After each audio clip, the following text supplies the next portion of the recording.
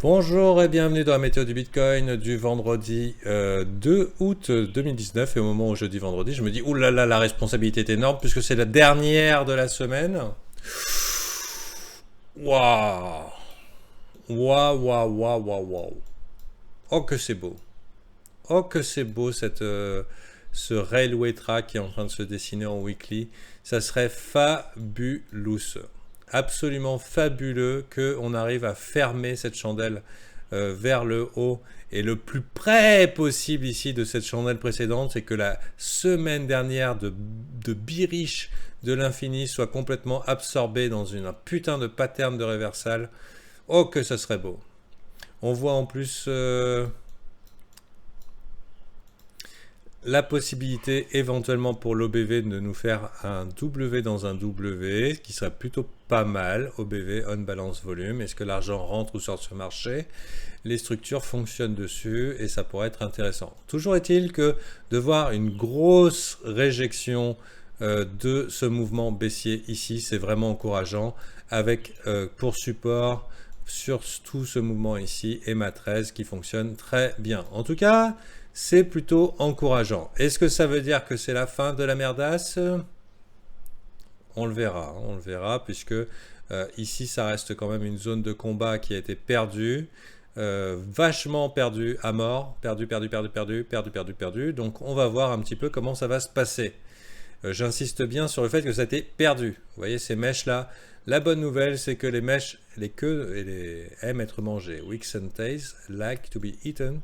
Donc on pourrait envisager un petit peu de baston dans la zone. Dans le meilleur des cas, ça, l'avenir nous dira un petit peu s'il faut être bull ou s'il faut dire ok, bon, c'est notre dernière opportunité de se barrer de ce marché avant un bon gros nettoyage de printemps-automne, enfin de été, automne, hiver.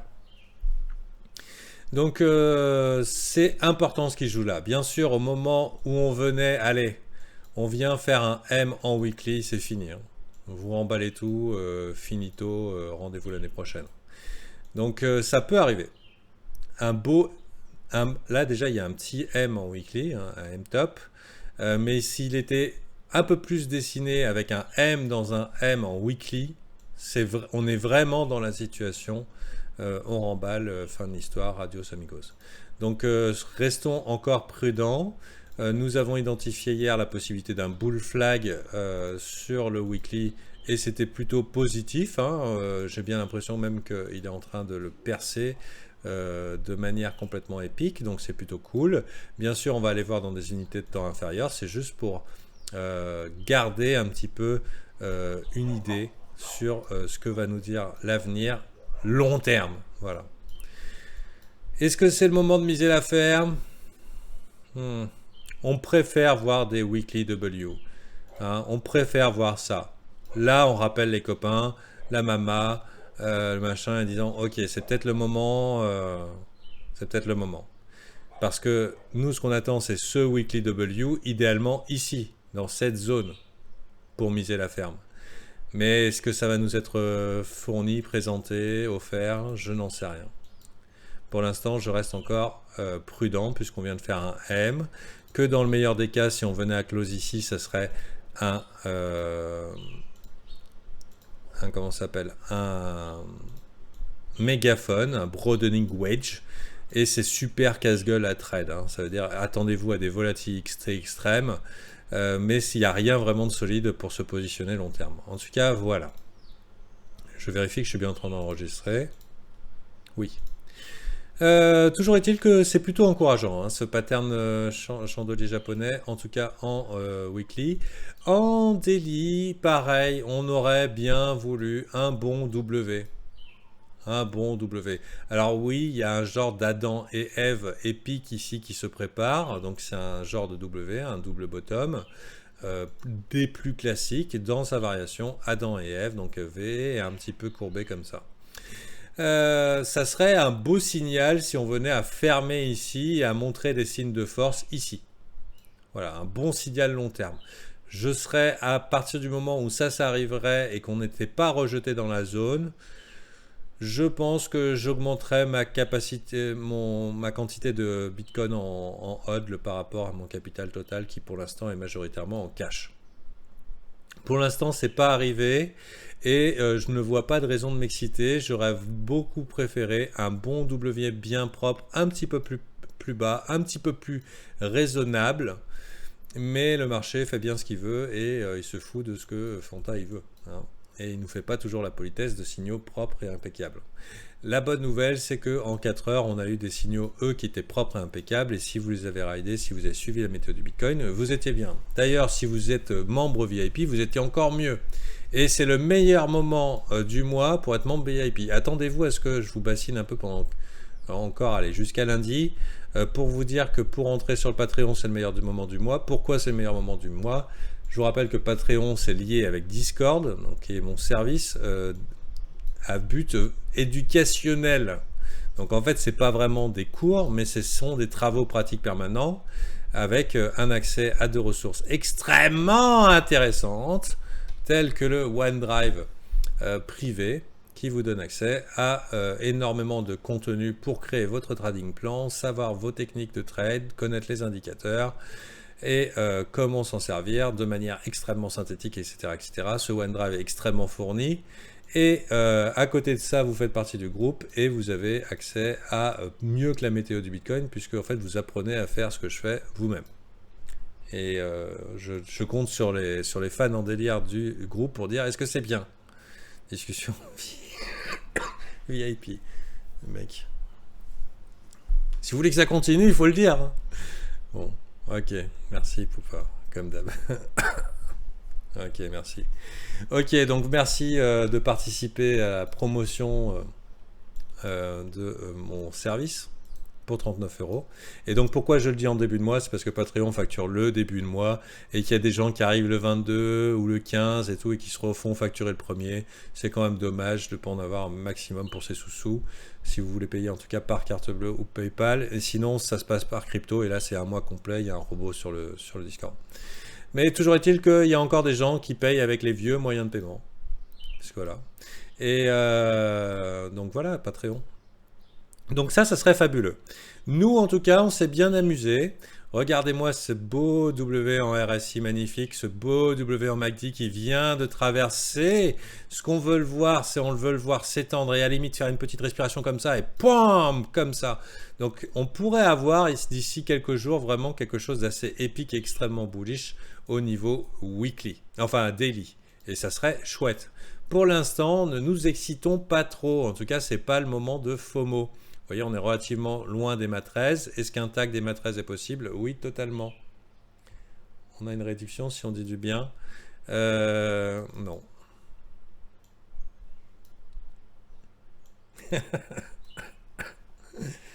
Pas du tout. Hop là. Ah, attention. Il y aura une réduction Black Friday. Elle sera épique. Alors, gardez vos sous. C'est en novembre, hein. Mais vu qu'elle sera épique, pas besoin d'en faire tous les 2 mois. Donc, ici, on va faire... comment ça s'appelle? On va faire un... On peut envisager, si on veut rentrer éventuellement sur une manière très très agressive, se dire ok, est-ce qu'il n'y a pas moyen d'aller sur le premier arrêt 0,382, vous voyez ici les MA13. Oui, Grocoin, je parle de Epic 1 an. Est-ce que 1 an, 50%, ça te paraît bien?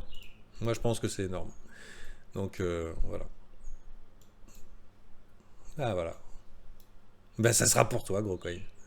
Donc, sur ceci étant dit, donc voilà, entrée 0,382, j'adorerais voir quelque chose comme ça se stabiliser, refuser de descendre, ah pam, et là c'est parti. Nous on saura comment rider ça de manière complètement épique. En plus quand un W est dégueulasse, c'est encore mieux que quand il n'est pas dégueulasse, quand il est propre. Donc ça serait plutôt chouette. Et là du coup on pourrait repartir sur du bullish. La tendance en tout cas en court terme est bullish et gardez-vous de vouloir short à marché parce que vous avez raté l'opportunité. Ce n'est pas une raison suffisante pour lutter contre une tendance. Ici nous arrivons quand même dans une zone de rechargement de short, donc attention, c'est pas le moment de rentrer complètement foufou en disant ok, ici je mise la ferme. On est, regardez, sur le point de contrôle, donc zone de volume maximale sur toute cette période-là, zone de volume maximale ici. Donc il y a des gens qui sont intéressés pour vendre ici. Et je vous rappelle que non seulement ils sont intéressés pour vendre, mais que les bears ont gagné la dernière fois. Donc ils sont relativement en confiance pour remettre la chose, pour recharger leur short. Hein, c'est le but de la zone de rechargement, 0,618, 0,786. Pam, pam, pam. Si on veut faire un short, est-ce que ça suffit pour ici? Non, ce qu'on veut voir, c'est quand même un M. C'est-à-dire 3 raisons pour un trade. Location, momentum, structure. Pour l'instant, momentum et boule. La structure, elle n'est pas là. La location, elle est là. Dans tous les cas, c'est peut-être un peu tôt, un peu tard pour se dire je vais acheter. Ici, on regarde un petit peu en 4 heures. Donc là, le signal était propre. Là, on avait notre location. Hein, location en longue. Clac. Sous la zone de rechargement. DW dans DW, super. Avec le momentum, divergence MACD. Superbe, etc. C'était là, c'était sous nos yeux. Et poum, après, tout le monde se fait surprendre pour ce mouvement haussier. Je vois que j'ai viré mon indicateur lobby institutionnel, on va le remettre, qui nous dit dans quel sens on chasse ce marché. En 4 heures, le signal était clair. Avec le croisement des EMA, ici on va virer EMA 13 pour voir. Ici on a une autre signal, donc ça peut être un indicateur de momentum intéressant. Est-ce que vous le voyez? W, tag des EMA, et pom, après c'est parti. Bon, est-ce qu'en daily ça suffit pour dire que long terme on est on a chassé des longues? Probablement pas encore. Ce qu'on pourrait faire, donc ça serait vraiment très propre qu'on fasse quelque chose comme ça, que les EMA fassent ça, pam, et se mettre en situation de nous dire ok, c'est fini les mauvais jours. Ça serait super. On remarque quand même que les volumes sont encore relativement faibles et qu'il va falloir que les robots spoofers et autres manipulateurs de marché, s'ils veulent créer l'illusion que c'est bien reparti pour de bon, il va falloir des volumes un petit peu plus sérieux, hein, quand même. On repasse un petit peu en 4 heures, comment ça se passe? Donc actuellement, bon, c'est tard pour acheter ici, hein, bien sûr.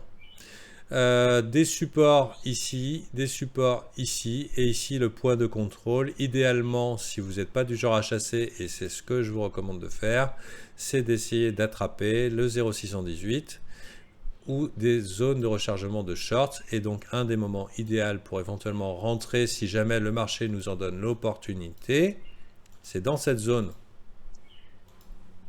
Zone de rechargement de longue, pardon. Voilà, dans cette zone, ça serait cool. En plus, vous voyez, on est arrivé en haut de la valeur, c'est une raison de plus pour laquelle on a une résistance. Mais je faisais aussi remarquer à nos amis ici présents que une des targets idéales pour commencer à passer vendeur pour certains, ça va être un 618, donc c'est légèrement plus haut.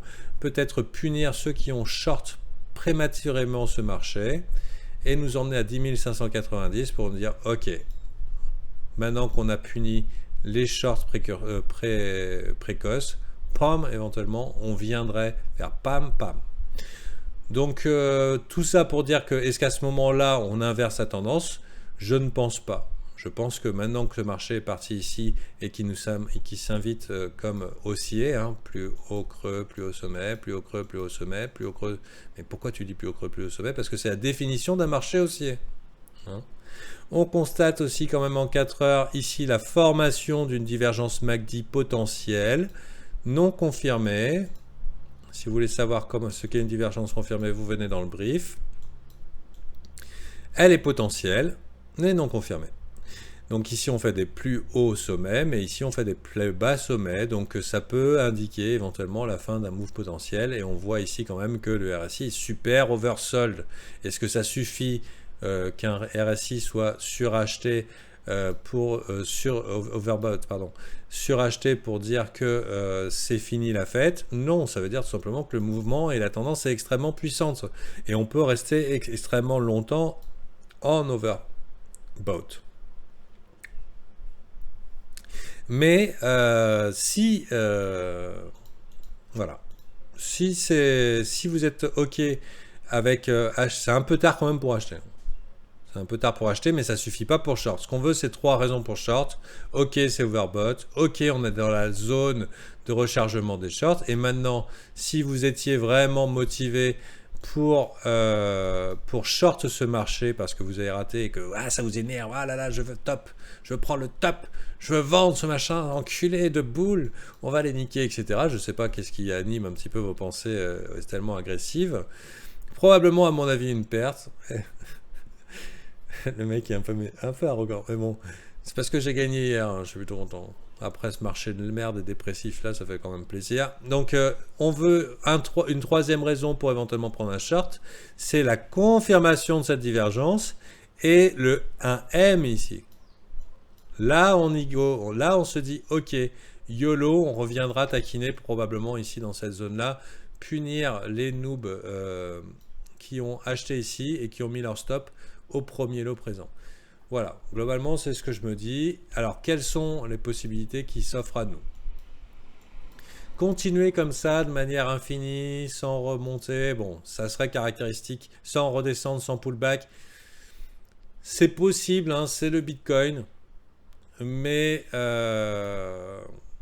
c'est pas avantageux de continuer à rider ce truc sans structure. On a besoin de structure, on a besoin de consolidation, on a besoin de se dire ok, oui, ça ne veut pas descendre, donc ça continue.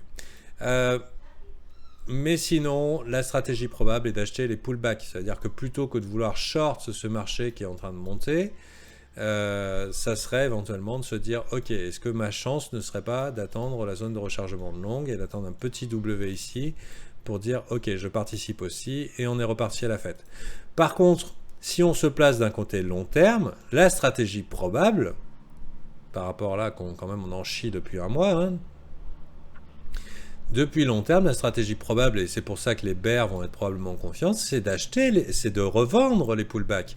C'est-à-dire qu'ils ont gagné ici, ça remonte, ils revendent le pullback, ils ont pris profit ici, ça remonte, ils vont être tentés de revendre les pullbacks. Donc rien n'est joué encore pour les bulls avant le gros défonçage et installation, confirmation au-dessus de ce Adam et Ève épique qui est super large. Voilà, en tout cas, qu'est-ce qu'on peut dire du coup pour le moment? C'est qu'on est dans un range, donc dans une petite tendance, et dans un range qui nous met ici, comme ça. Donc ici, les bulls ont gagné, ici, les bears ont gagné. Et probablement un range encore plus grand. Prochaine étape ici. Et bien sûr, plus on va s'approcher d'ici, et plus je vous dis, les bears vont être en PLS. Hein. Ça va commencer. Tous ceux qui ont vendu là, en quantité, dans les zones de combat infini. Et ici, ce combat infini de l'infini avec des volumes et tout, machin et tout, ils vont commencer à vouloir chasser et limiter leurs pertes. Donc ça pourrait être très intéressant d'arriver dans cette partie-là du marché. Sur ce, mettez-vous en position de force. Personnellement, je ne suis pas all-in sur le Bitcoin. Je me dis que effectivement, il y a l'opportunité éventuellement d'aller taper dans cette zone de rechargement de short qui est toujours accessible et raisonnable. Mais est-ce qu'on peut être overly bullish encore, dire moon? Bon, l'avenir nous le dira. Pour l'instant, contentons-nous de nous adapter aux situations. Voilà, merci Poupa. Fin de la météo du Bitcoin. Et à lundi.